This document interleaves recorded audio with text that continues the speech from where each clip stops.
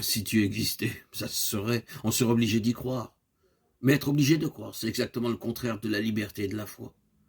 Il y a dans le monde et les Écritures suffisamment pour douter ou pour croire à la réalité de Dieu. Croire ou ne pas croire, c'est toujours un choix. On n'est pas athée par science ou par démonstration, mais par choix. Si Dieu existait, si Dieu est un père, alors pourquoi toutes ces souffrances dans le monde? Pourquoi le meurtre des innocents? C'est la question du mal et de son excès. Yeshua, à la différence des philosophes, n'a jamais cherché à répondre à cette question. Le mal injuste, il l'a reçu de plein fouet. Le massacre de l'innocent, il l'a vécu lui-même. Il a traversé le mal. Il n'a pas fait de la mort le dernier mot. Quand on dit qu'il est ressuscité, on essaie de dire que pour lui et peut-être pour nous, ce n'est pas la violence, la bêtise, la haine, la mort qui auront le dernier mot. Que l'amour est peut-être l'issue. Parce qu'il peut sauver ce qu'il nous reste d'humain dans les situations les plus inacceptables. Pardonne-leur, ils ne savent pas ce qu'ils font. Ces paroles ne sont pas une réponse intellectuelle au problème du mal, mais une réponse existentielle. À une raison, on peut opposer une autre raison. Mais que peut-on opposer à la vie, à l'amour? Le refus d'y croire, sans doute. Mais est-ce encore raisonnable?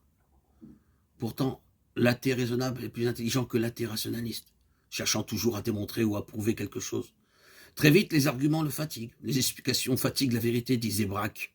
Il est plus important pour l'athée raisonnable de bien vivre, de bien organiser son monde en souffrant le moins possible sans se soucier de Dieu, qu'il considérera comme une hypothèse inutile pour laquelle les croyants, laïcs ou religieux, continuent à s'entre-déchirer.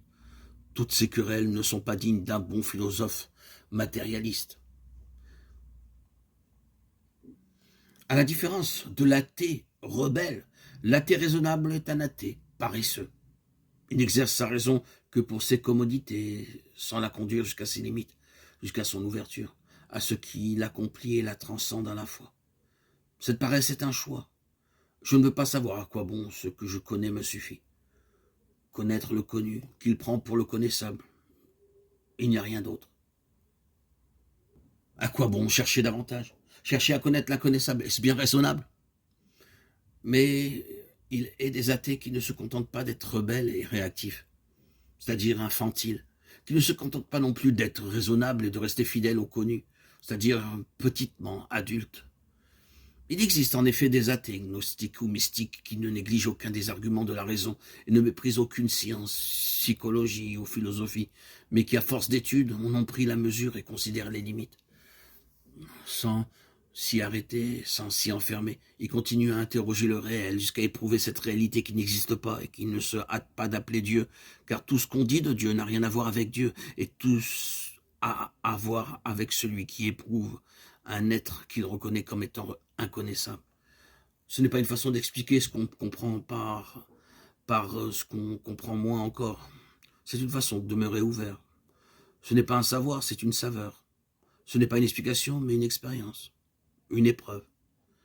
Dieu ne sait pas ce qu'il est lui-même, car il n'est pas un quelque chose, et cette ignorance dépasse toute connaissance. Maître Eckhart, à la suite de Jean Scott Érigène, de Denis le théologien, de Grégoire de Nicée, de Clément d'Alexandrie, de toute la grande tradition apophatique, décrit bien ce que pourrait être l'itinéraire d'un athée mystique ou gnostique. Il faut qu'il arrive à un état d'ignorance. Il faut qu'il y ait tranquillité, silence, là où cette présence doit être perçue. On ne peut venir à elle mieux que par la tranquillité et le silence. Là, on la comprend comme il faut, dans l'ignorance. Quand on ne sait plus rien, elle se fait voir et se révèle. C'est en partant de la connaissance qu'on doit arriver à la non-connaissance, car celle-ci est une forme supérieure de la connaissance. Le suprême savoir, la suprême vision consiste à savoir et à voir sans voir et sans savoir. Chaque jour en le priant, j'ai le pressentiment de son nom. Il est ce qu'il est. Je ne sais pas ce qu'il est. Il est, je suis, et seul le je suis que je suis peut connaître le je suis qu'il est. Non comme un objet, mais comme l'essence même de ma subjectivité. Inutile de dire qu'un tel athée est un véritable croyant. C'est d'ailleurs ce que rappelait Dostoïevski tout au long de son œuvre. Dostoïevski a posé le problème de l'homme déchiré entre la présence du mal et la recherche de Dieu, entre le conscient et l'inconscient. Quand il disait qu'un athée sincère et exigeant est peut-être plus proche du vrai Dieu qu'un religieux attaché à des croyances apprises. Dieu n'existe pas, et pourtant je le prie tous les jours. Tous les jours, je renouvelle mon lien, ma relation avec l'inconnu, qui me fait exister comme sujet, comme liberté. Pourquoi alors ne pas l'appeler Abba, Père, plutôt que premier principe ou cause première? La fréquentation quotidienne de la prière de Yeshua, c'est encore ce qui transforme nos plus intimes questions en sources vives d'émerveillement et de contemplation.